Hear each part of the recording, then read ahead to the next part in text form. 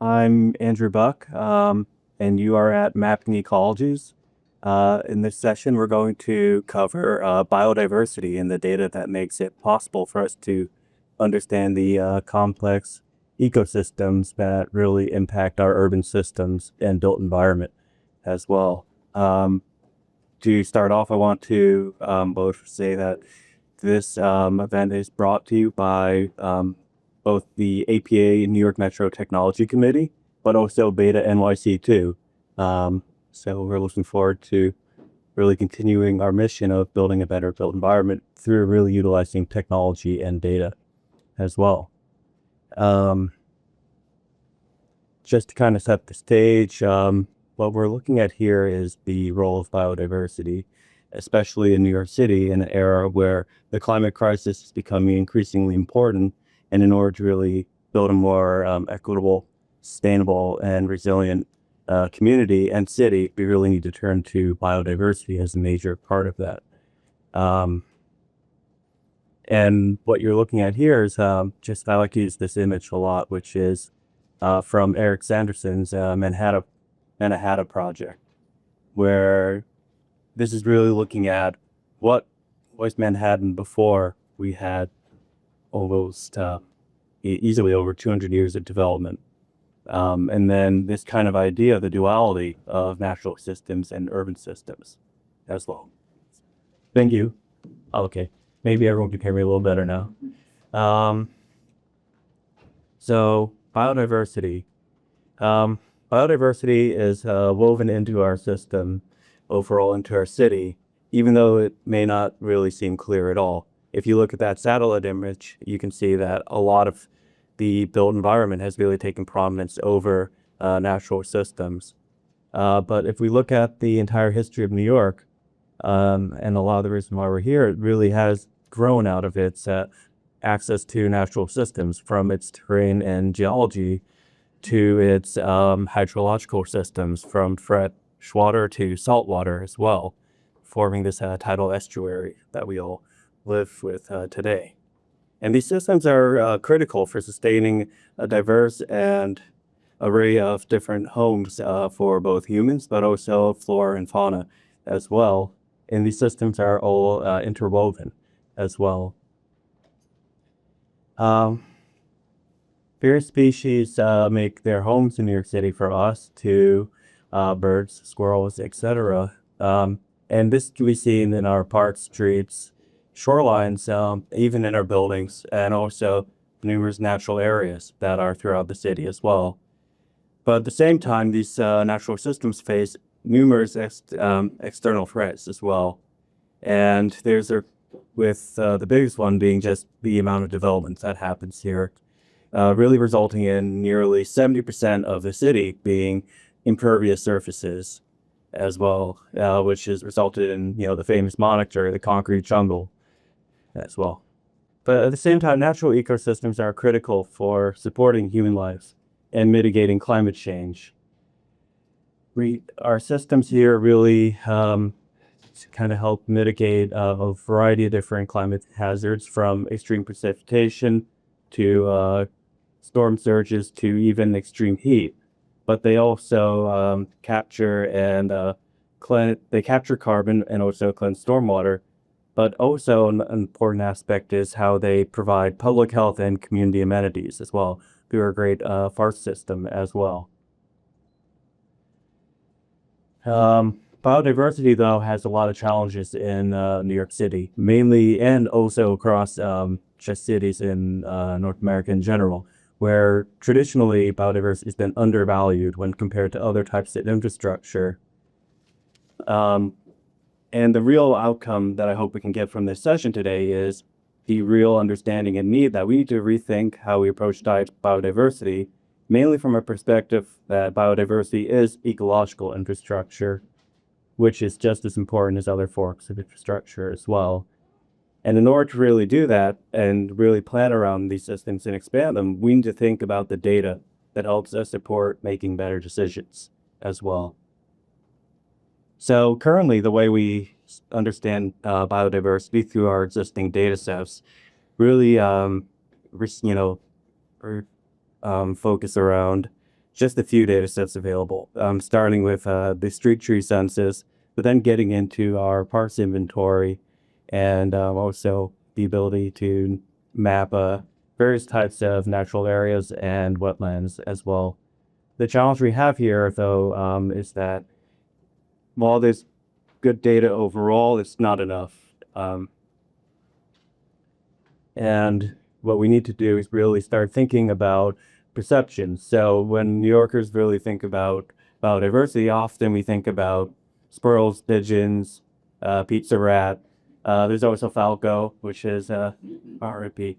But the common ones. But in reality, we are way more diverse in terms of the set of creatures that live here as well, and we need to start really mapping that. But we're excited to kind of be here today to talk to you about that, and I'll pass it off to Mike. Great. Thanks so much for that introduction, and thanks to everybody for coming to learn about biodiversity and think about it with us, and also to Purdue spending on this awesome day of open data celebration and learnings. So I work for the Nature Conservancy's New York City's team. So we are a global organization working off of 50 states and about 70 different countries. But I get to really think about cities in New York, in particular New York City. And, I think New York City is a place that, as Andrew noted, is often thought of as the concrete jungle, right? And there are so many unique spaces, habitats, and opportunities for even more in New York City. Right, it's a complex landscape. Oftentimes when we think about the landscape, we think about what we might see from ground level, right? But New York City is three-dimensional, right? And four-dimensional if you think about time and how things change through time, right? So some of our work has looked at mapping the green roofs in New York City, right? Which, there could be a lot more, but it's another kind of stratum that people often don't even think about because it's out of sight. There are really robust data sets for things like that, and also tree canopy, street trees, and really specific, aspects of nature and biodiversity in New York City. As of the most recent data, which we'll be talking about in this room after this session, there's about 23.4% tree canopy cover in New York City. So that's considering just the land area, not including New York Harbor. Over about 7 million trees based on all the different assessments. And, there's about 1 million buildings, and only about 740 had a green roof as of 2016. We're working on getting an updated assessment of that right now and hope to see substantial increases. But we know that there's a lot more opportunity for these things. And there's so many different habitats, and these habitats are changing through time.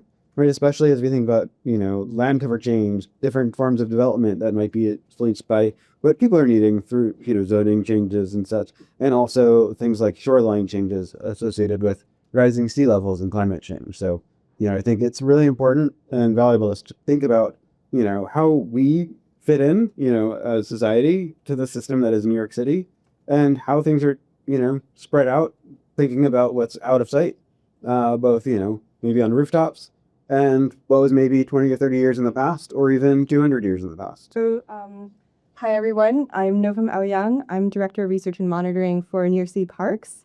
And my team, I lead a team of scientists, and we monitor and assess all of New York City Parks' natural resources, which includes about 20,000, we do about 14,000 acres of natural area. So there are 22 total in New York City, but about half of it is not managed by parks, and the rest of it is managed by other city agencies, state, federal, and private landowners. And so the map on the right is a map of all of the natural areas in the city. And as you can see, there are forest, wetlands, crestlands in all 5 boroughs, including Manhattan. And so, so my team is kind of tasked with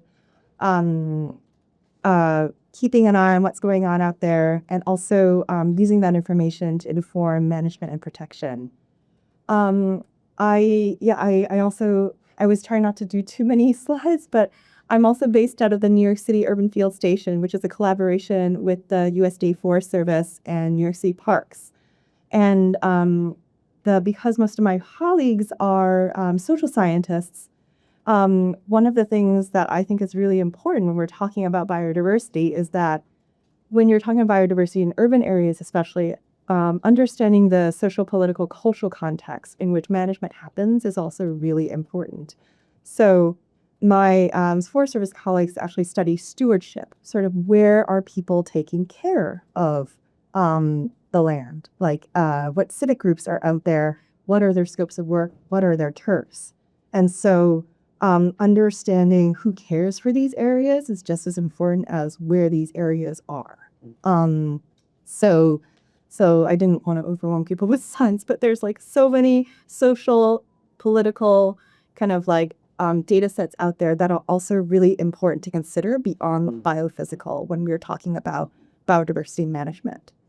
And let's see, I guess another thing, I think Mike already mentioned the street tree map that is available online.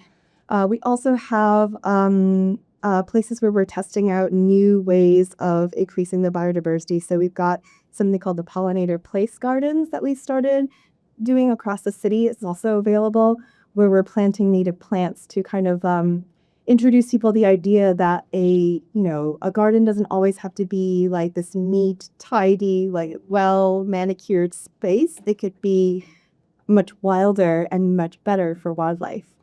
And another thing that I wanted to go back to is that we also monitor rare and endangered species in New York City, not only because they're great and awesome, but because there are regulations that protect them. And so then if there is a development pressure, knowing where all these species are gives us legal and regulatory power to stop that development. So that is why this information is so useful.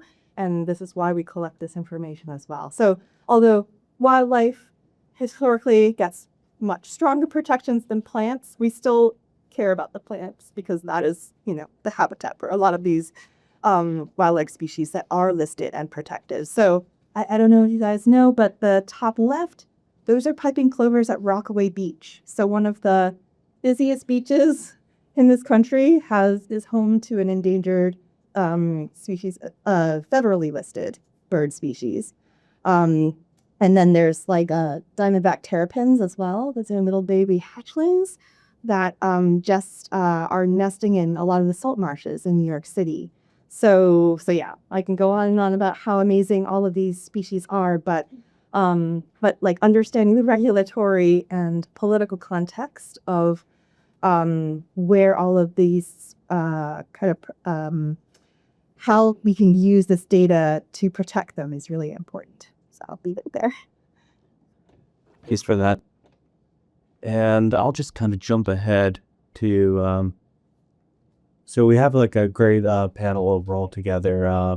Mike and Noem, the guys have had a great opportunity to introduce themselves, but I'd like to open it up to our other panelists to introduce themselves.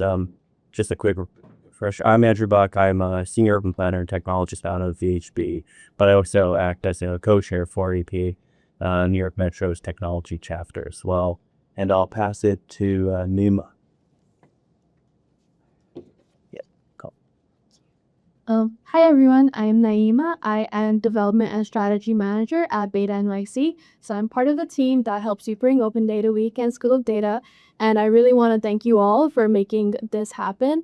We couldn't do it without the community of you all. And yeah, I'm also on the fellowship team part of BetaNYC, where we lead a project called Mapping for Equity that teaches New Yorkers how to collect and map data on undermapped public spaces such as parks, playgrounds, and public housing, which actually constitutes a large part of New York City's playgrounds, if you didn't know that. So although I'm not in the environmental space right now, as I'm working in the civic tech space at BetaNYC, I did come from an environmental science background. I studied it in my undergrad, not as far as these folks have here, but I think I know and we all know that data is super powerful because it highlights gaps in missing data that we have, like missing benches and in like parks data, we all know what the open data portal has, but there is still missing data. City agencies cannot possibly collect everything about New York City, although they try to. And that's where BetaNYC comes in to help contribute to whatever is missing, such as missing benches, where broken lighting is, where there's lack of green spaces. We want to record all this information to help communities advocate for more equity and biodiversity. And also, I am a person born in New York City, and I've grown up seeing how much uneven access to green spaces and biodiversity there is. Folks in Manhattan, has Central Park, but maybe in the Lower East Side, they don't have as much green space. And, I grew up seeing that, and that's what we want to highlight, the need for equity in these spaces. So I do want to go back to a slide. This slide here is how BetaNYC works with biodiversity in our civic space. This map you can see here is a map of all those spaces that BetaNYC has helped map in North Brooklyn. This constitutes Community District 1, where we took our Civic Innovation Fellows, part of our fellowship program, to teach New Yorkers, especially CUNY students, how to work with data to solve real-world problems. Our fellows focused on building data literacy and contributing to open data platforms like OpenStreetMap to make public spaces more visible and accessible on open source platforms. One of our biggest accomplishments has been mapping all of this in Community District 1, which covers North Brooklyn's parks, playgrounds, public housing, and public spaces, including green streets. This slide shows an example of the kind of impact our fellows and our community can have. Although we do have our city agencies, we can do this ourselves. And I just want to really highlight that the fellowship has mapped over 591,000 square feet of parks, gardens, and public green spaces, along with more than 8,500 public amenities, 2,000 of them being benches. And we know how important benches are. When we're walking in the streets, we want a place to rest, the elderly, like children. And, we wouldn't know where these benches are if we don't map them. And we've also mapped over 1,000 lighting fixtures that help light up our streets in the night when we are walking home. 341 play and youth structures, including 35 of them being accessible for folks with, needs and disabilities. And we've also mapped over 4,800 water fountains, bicycle racks, and restrooms. A big problem has been finding restrooms in New York City, but you can go to OpenStreetMap and see where all the restrooms are in North Brooklyn as far as our public spaces go. And we've also mapped 6 miles of paths, sidewalks, and ramps, which is important for mapping accessibility. So I just want to highlight this type of hyperlocal data is essential for understanding how public spaces are used by the community and where the gaps are. Agency data might tell us trends and such, but civic-led mapping helps us really detail all these insights that empower communities to advocate for their spaces and more equity and more biodiversity. And this work sets the foundations for a project that we lead called Mapping for Equity, which I'll discuss a little bit more later. And we just wanted to say, community projects like this helps us focus on undermapped public spaces and on environmental justice and how we can utilize the community to really bring this. I'll pass it to Kirk here to introduce themselves. Okay, cool. Here we all are. My name is Kirk Gordon. I'm an associate at SCAPE Landscape Architecture. My background is in plant biology, and then I went to school for design. So I work as a landscape architect in the city. My firm, SCAPE Landscape Architecture, focuses on large-scale urban park design, as well as thinking a lot about climate adaptation and coastal resiliency in our projects. I'm going to kind of talk from the design side about how we use data, and I'll do that a little bit later, but to kind of round out the introductory section here, there's just a couple things that my colleagues were saying here that I kind of want to talk about. One is just this idea that like ecological infrastructure and biodiversity is undervalued, which like if you're working in this space, that just feels so insane because it's so valuable. And I think part of what we struggle with sometimes a little bit, and which maybe data can help, is that ecological infrastructure operates on so many levels. There's so many co-benefits that are so numerous that it's almost hard to like even quantify, you know, in an easy way. And so I think the complexity of how ecological infrastructure operates sort of makes that almost difficult. Like a lot of what I think about when I design is just like I'm always telling people like the most advanced technology we have right now is a tree. Because if you like ask an engineering student, like, okay, I need you to make a machine that can like cool a city. And so, you know, they do that. Okay, now I need to suck up water from a storm. And they're like, oh, okay.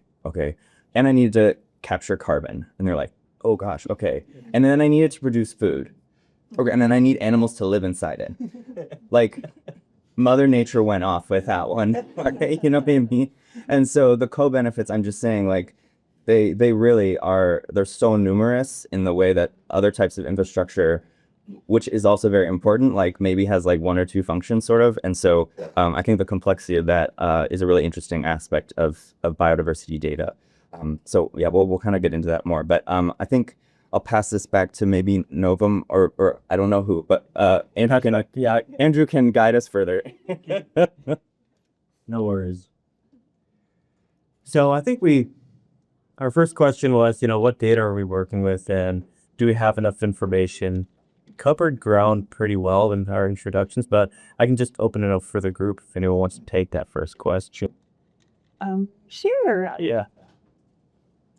You're good. Okay, cool. I forgot to give a little bit more background about the group within Parks that I'm part of. So I'm part of the Natural Resources Group with NYC Parks, and we've been around since the 1980s. And so we've been collecting this data before, LiDAR and remote sensing data was really, available. And so we've been like mapping where there are forest, wetlands, and grasslands since then with just pen and paper, basically.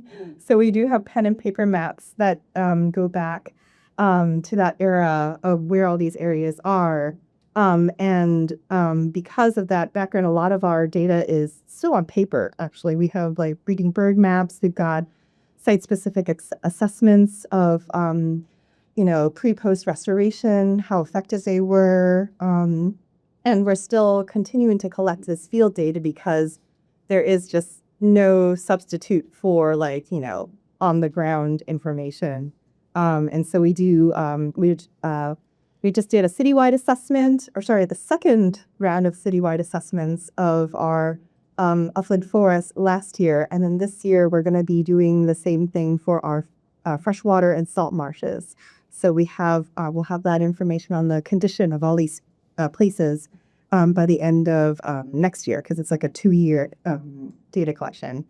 And then I think we talked about remote sensing, in addition to the stewardship data that I was talking about that the Forest Service helps us collect, we also track where we restore, because I think that's also really important. Like if we see, if we can sort of quantify, like if we invest this many hours in these areas, what are the outcomes? That also gives us the ability to say what we're doing is working, and maybe please give us more funding. I know I'm not supposed to say that officially, but a lot of the reason why a lot of these places are undervalued and undermeasured is because we don't get a whole lot of funding to do this work. And so a lot of the management data helps us on this advocacy side. And then finally, there's another social data set that the Forest Service have helped us collect, which is called the Citywide Social Assessment, to understand how people are using the parks, because that also can help us protect them. So for example, I know Naeema mentioned that a lot of the, there's inequity in how biodiversity is distributed in the city. But at the same time, a lot of really diverse areas are in underserved communities, but they are at risk of being improved. And so there's like this perception that these areas have very little value. And so, they are perfect candidates for like developing on and building, housing, or instead of keeping them as wetlands and forests and grasslands. So understanding the social use of this existing park can also help us make the justification that there is existing people using this space for fishing, for boating, for recreating. And so it's not just this, degraded, like there's a lot of like words that get thrown around about some of these areas and the justification for improving them, that we also can use this social assessment data to push back against. Yeah. So I think, I really am drawn. I think we've talked a lot about what data we're working with. And I think I'm really intrigued about the question of, do we have enough information? And ultimately it comes down to for what, right? And I think for some purposes, we have plenty of information. We know how we can make, potentially citywide policies or incentives or different things to help, support protection of these natural resources that we have, at a very high level.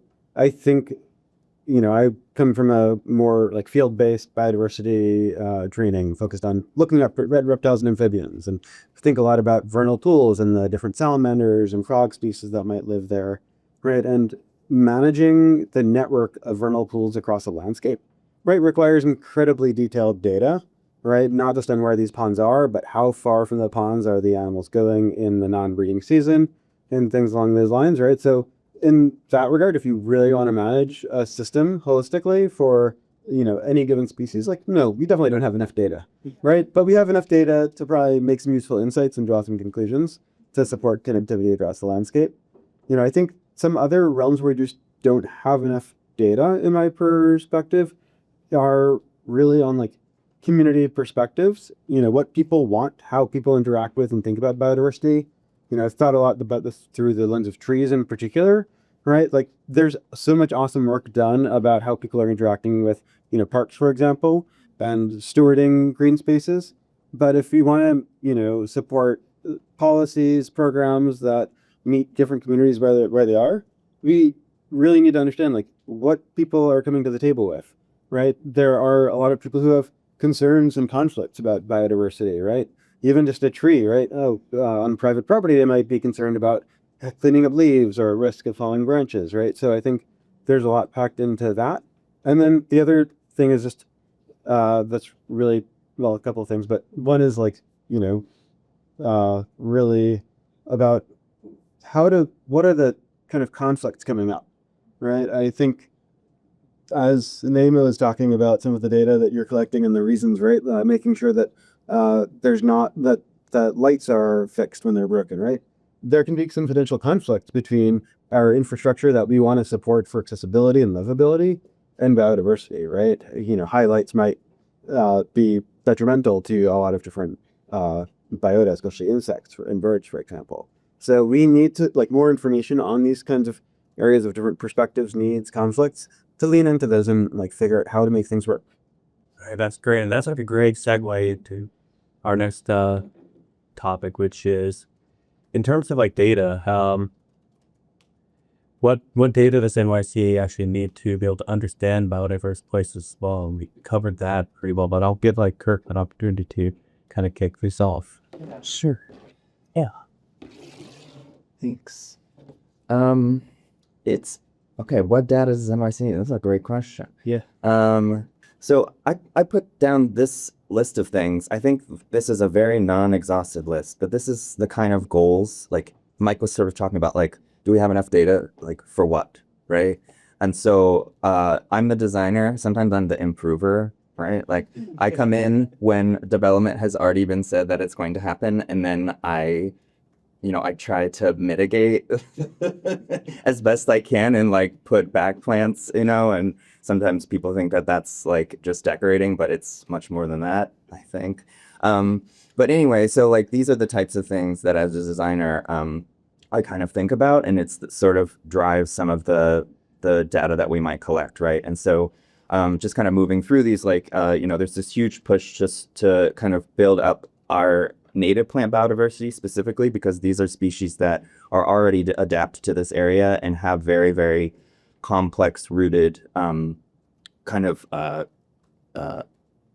cohabitation relationships, right?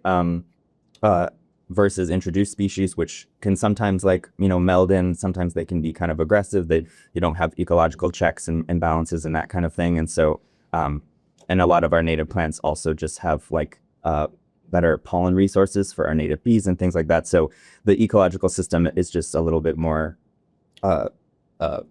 attuned to itself in that way. We also think a lot about canopy coverage, right? And so there's good data on that, and that has so many benefits, including like health benefits. Heat deaths is one of a big kind of weather related sort of mortality issue in NYC. So canopy coverage is huge. Thinking about species diversity as well across all the layers of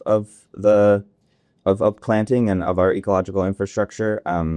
That can be a big thing in the canopy specifically, because like if you have a huge planting of only one species and then some kind of disease comes around that affects, the ash trees, which sort of happened, emerald ash borer, then you can like lose huge swaths of your urban canopy. And so entire places can kind of be devastated, and you lose shade and you lose all those benefits. Structural diversity is another one. So kind of planting to create a bunch of different habitat niches, within a single layer. Patch size, just like the size of an area, and parks and things like that really contribute to these large patch sizes within a broader community or a broader like city. Connectivity between those, and so how can we like stitch together the parks with green streets and things like that. From a design like palette standpoint, we starting to think a lot about bloom periods. So like, are we planting plants that are giving pollen to our pollinators all across the entire year? Do we have spring flowering plants? Do we have late fall flowering plants? That kind of thing. Other kinds of ways that we might manage for habitat. And then I also think about how we can engage citizens in that kind of data collection too. So anyway, that's a huge list of things. But kind of going back to this is like, I'm not going to get into this too much, but like, the metrics for this, or like the precise goals that we're trying to hit, are like a little bit fuzzy. And so when I go back to like this slide, I think these are good sort of general goals, kind of enhancing these things, but like getting to like what level, I think we need more data to even know what kind of levels have some sort of like noticeable benefit. Like the National Wildlife Federation they recommend like 70% native planting in a planting or whatever, because that has been proven to have like a significantly noticeable advantageous effect for bird populations, basically. So that's like a metric that you might try to hit. I think canopy coverage is something that gets talked about a lot. There's like a 40% canopy coverage goal that was talked about for a while, and then they peeled that back because they were like, oh, well, some of our cities are in grasslands and that's not realistic, and some of our cities are in deserts and that's not realistic. So it's very site specific, as I guess what I'm saying. And so there are specific metrics out there that we can try to hit, and that our data can help us kind of push towards, but also just kind of generally improving some of the things that I listed before. Also, I think can really be a big benefit if you don't quite know exactly where to go, just forward. And then the last thing I'll just say here, and I'll pass it to anyone else who has any other ideas, is like, the scale matters, right? So like, at what scale are you asking your question, right? If we're thinking at the scale of the city, we might be thinking about overall canopy coverage of all of New York City, right? We might be thinking of the overall diversity of the urban tree canopy. We might be looking at the patch sizes, so that's like the size of the parks and that kind of thing. Versus if you're zooming down to like the scale of a garden or something, that's where you might start thinking about like bloom periods and like, okay, I'm going to plant, things in that bloom in spring and things that bloom in the fall, right? So what data we collect is like totally based on the goals you have of your site and the scale of that site, is like the summary, I guess. I don't know, Mike, if you have anything else, if anyone else wants to add to that. All right, well, we can I know we're getting close to time right now, but guess we can kind of stick with that whole theme of how does biodiversity data really help shape places. Where, Kirk, you have like a great case study in terms of what you're doing with Battery Park City. Totally. So we're gonna kind of jump back to Okay, sure. yeah, here and back again. Cool. Sounds good. Yeah, I mean, something I was thinking of, I mean, Novem really put it very well, which is like, it's sort of like the right thing to do when we're thinking about biodiversity is like to ask who, like what is already there, or like who is already there, right? All this, there's all this development pressure when you look at like a gross, ugly wetland that may have mosquitoes in it, you know, and they're like, oh, this is a swamp, like let's develop it, right? But that is a very myopic way of looking about at value of a parcel or of a place. And so a lot of what we try to do in our designs at SCAPE is to think about these biodiversity baselines with any sort of site we go into, which is just like what is already there, and then what are we losing in the development process potentially, and then what can we plant back or what can we enhance, right? And so I'll just very quickly talk about two case studies at very different scales and kind of different levels of rigor and like sizes of data sets. So this is a project we did for Battery Park City that was this like full scale biodiversity baseline. We literally tracked every species of plant in this entire neighborhood. So it's a neighborhood scale, very, very ambitious project across, 14 parks. We tagged 1,700 trees, many acres of open space. It was just really fun.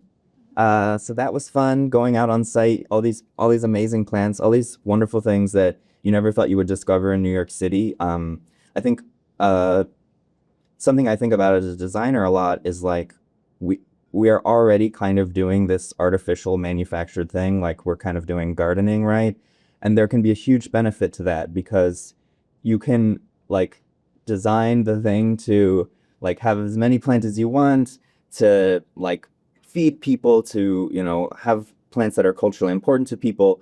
There's a lot of kind of creative potential with an urban site, and you see this a lot in terms of like the biodiversity that you would see in an urban garden, because you just have like eccentric gardeners like hoarding plants, and so there's so much cool stuff in a well-managed space, which is great.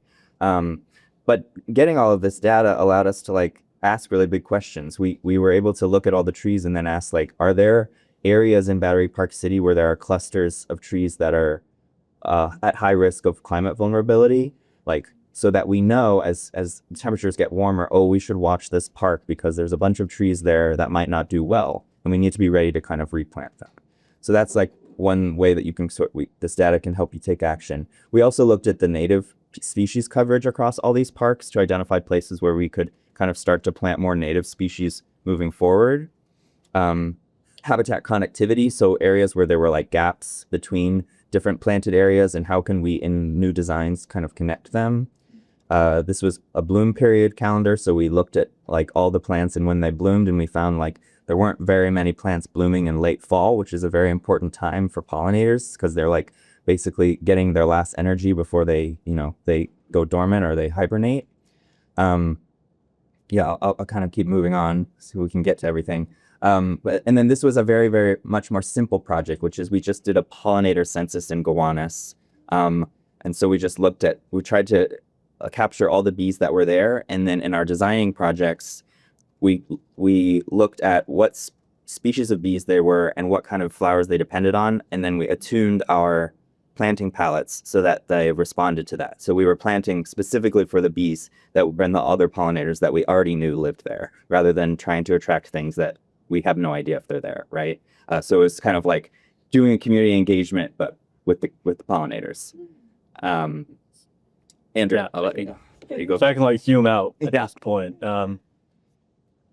So I mean, like when we look at the great work that you're doing, like in context of like the kind of the larger macro approach, what we're looking at is, so what are the opportunities in New York City, so just from like an urban and natural systems perspective, or how do you start really taking this kind of ecological concepts of corridors and nodes and thinking about that in New York City's area? So when you start to kind of zoom out and look at how do we see the data right now in like the area around where we are right now in Long Island City, for instance, if we just look at the pure data, in terms of just parks and street trees overlaid on top of satellite, you can see that, yes, there are a lot of parks, but then kind of the integration of natural areas into that varies dramatically in terms that it's hard to really understand that. So then when you're trying to do these types of projects similar to what Kirk is doing with the SCAPE, but then when you try to zoom out and start looking at this from like a district level or a city level area, it gets hard to make these types of planning decisions and really start to think about New York City as a collected ecology as well. So if we were really able to start taking this approach to really getting this defined biodiversity data set up where we could really identify natural areas, we could actually start building this kind of concept of corridors and nodes now across the city, which then really helps enhance biodiversity on the urban scale at that point. And that really allows us to kind of get to this idea that we were able to cover in Fervent Design Forum during the Rewire Fellowship, which is really getting from, your conventional urban areas, especially in the waterfront around here, into something that is way more thoughtful in terms of how do we build places that are biodiverse as well, where there's room for both humans, but also all sorts of other flora and fauna species as well. And that kind of leads us into our last question, which is, how do we really balance agency-led and community-led data initiatives, especially when there's this question of it's a big ask in terms of collecting this data, both on the ground, but then also managing it in the background. I'll let Naeema start off with that. I think this is a great question. Thank you, Andrew, for bringing that up. I think Andrew focuses a lot on the built environment, and that is kind of what we focus on in our Mapping for Equity project as well. Through BetaNYC's Mapping for Equity project, we've seen that the most effective approach is to create a collaborative environment between agencies and the civic technology community we have, and also just the larger community that we have, so that we can bring local scientists to contribute local knowledge and data collection. For example, our work that I showed earlier with the map, our work in North Brooklyn involved bringing community members along with fellows that we teach to highlight and identify gaps in park access. And I know Novem does a lot of great work in parks, but she needs support and she needs funding, and we all do. And so, we just, we love stewarding with our partners. We partner with a lot of organizations such as North Brooklyn Parks Alliance, with council member offices, and we continue to leverage the community in these situations to allow us to really capture a full perspective and get the city to better allocate resources and data based on community-generated insights as well. And I've been talking about our Mapping for Equity project a lot, and I know we're short on time. So I just want to say that if you want to learn more about our Mapping for Equity project and how you can, as a community member, learn how to map and create your own data, please come see me after. But also, you can go to our website at beta.nyc. We have lots of resources that our fellows and our team have created.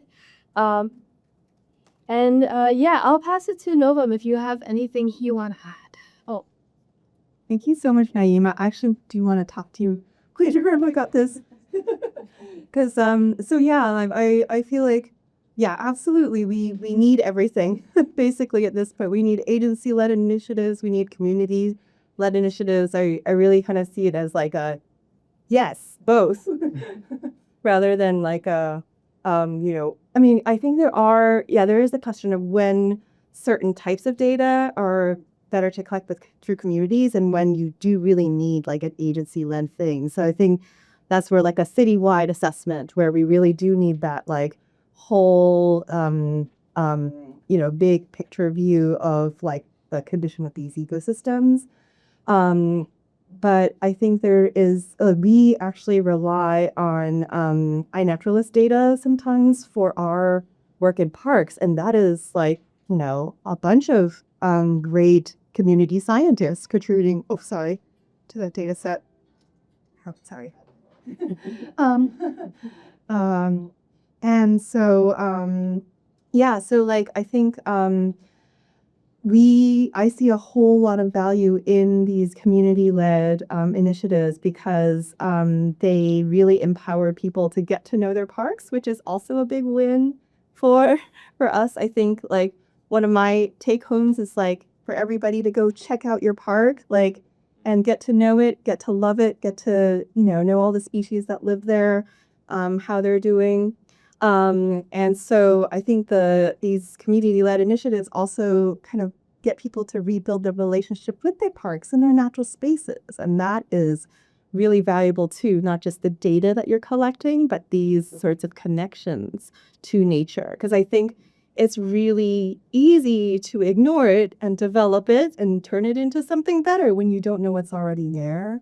And so I think that's, yeah. The reason I also want to talk with Naeema is because we got grant funding for a internship program, like a natural areas job training program. So we're going to be hosting a whole bunch of Department of Youth and Community Development summer youth employment program interns this summer.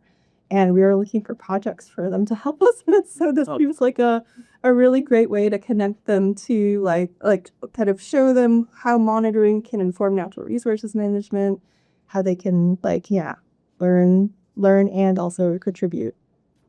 Yeah. Go ahead.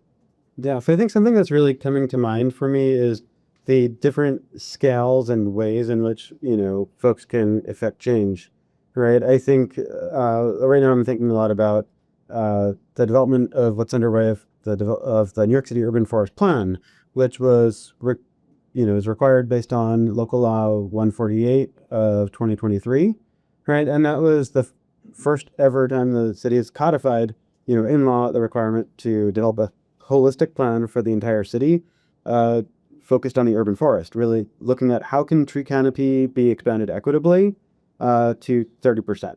Right, and this was largely championed by a coalition that the NYC Conservancy convenes, but there are 170 different organizations, including New York City Parks and others that engage, right? And so there was like the opportunity for one holistic voice to really champion the push for legislation that could codify this, right? There's also the 30% goal stated in the most recent plan YC, and right, these are citywide things. One thing that I think is really exciting as an opportunity in the development of the urban forest plan and implementation of it is, in the law, it specifies that it should consider, different communities across the city, different, across both public and private property, right? Oftentimes, city policies really touch down on only city jurisdiction, right? And I think this is a real opportunity to bring in different folks, different types of property owners, different communities, into the mix. And I know there's a lot of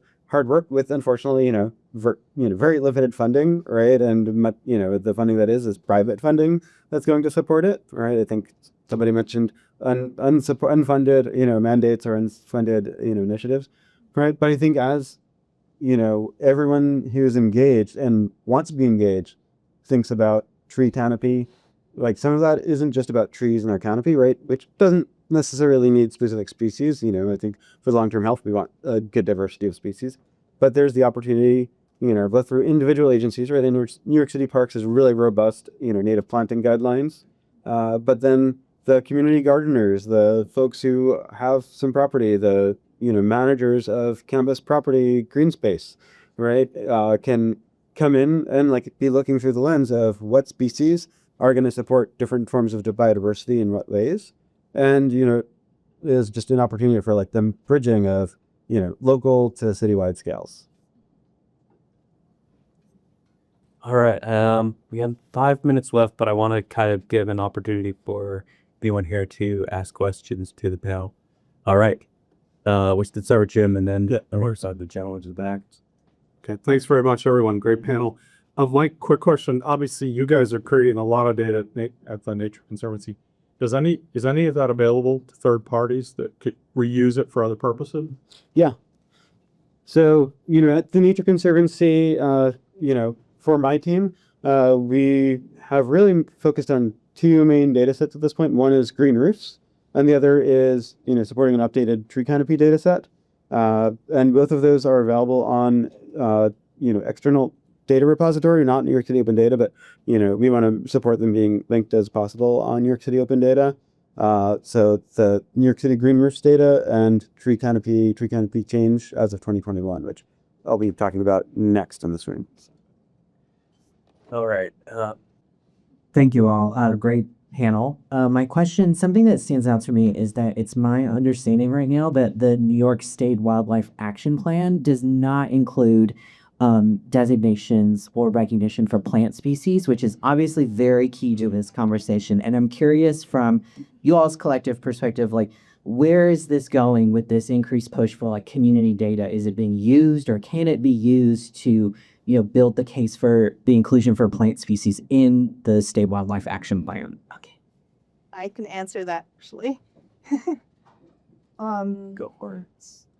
So it's changing actually. They came out with an SPCN, so that's species of greatest conservation need list of plants that they asked for comments back earlier this year. And so we commented and said, yes, add all of them. So this is a change and shift in the Department of Environmental Conservation, the state level regulators. They're beginning to recognize the importance of plants. And so I should step back a little bit and talk about like the history of how environmental regulations happen in this country. And so the Endangered Species Act was really brought about by a lot of people who were interested in fishing, hunting, and game. And so it was really focused on the species level of conservation, because ultimately people wanted to be able to go out, and hunt for deer and all those other species. And so because of that focus on singular species, sometimes it doesn't actually do what you ultimately want to do, which is protect the habitat that those species are living in. And so that's why there's the focus on wildlife versus plants, individual species instead of rare habitats. The focus is on rare species. Whereas if you save the habitat, you kind of save a whole bunch of species at once. And in some ways, it's a little bit more efficient that way. But that's not how the history of these environmental regulations happened. And so we're still living with a legacy of who wrote these rules, who created these structures. And so we're still trying to undo it. You see, it's like a constantly trying to push back, trying to revisit the ecological basis for these things rather than whoever was in power at the time and decided that thing was important. So yeah, it's changing. We're working on it. If you are interested, we comment on a lot of DEC regulations. They are changing the freshwater wetland designation so that any urban wetland now is recognized and protected. There's no longer a size threshold that you have to meet before that wetland is regulated, which really helps us in cities because all of our wetlands are teeny tiny, but they're still so important. So yeah, commenting on regulations makes a huge difference, and that's what my team and people at parks are doing too. All right, I think we have time for one more question. So we'll back there. You talked a lot about how a lot of these ecological spaces are undervalued, and coming from a little bit outside this industry, I'm curious if there exists a framework or should be a framework to more holistically assess these ecological spaces in a way that accounts for biodiversity. And I didn't hear a lot about ecosystem services, so I'm curious how the communication of how places involved in biodiverse places also comes into the conversation and discussion around how we advocate for these places in the same time. Chime in briefly. That's a really great question. I was thinking a lot about that as the other panelists were speaking. I think there's this real tension. People want to be able to quantify things in dollar values, right? I think that was a huge push behind the Million Trees New York City initiative, right? Which was awesome. And that only looks through certain lenses. I am a really big believer in the need to consider intrinsic value, right, of biodiversity, which if you go into like environmental ethics, environmental philosophy, it's like a big realm. And, ecosystem services are awesome and work for some audiences and for some purposes, but miss a lot of the intangibles or the things that are really darn tough to, put values on. Yes, I totally agree with that because rare species, that's like the thing where you can never put a dollar value on them. And because you can't put a dollar value on them, then they often get lost. So that's sort of like, yes, I totally agree with Mike. It's like, it's great. It works for some things, but not for everything. Sweet. People do. All right, we have the cowbell, so I guess we're done. But if you want to talk to us, we'll hang out around here and answer any more questions until we get kicked out of here. Thank you.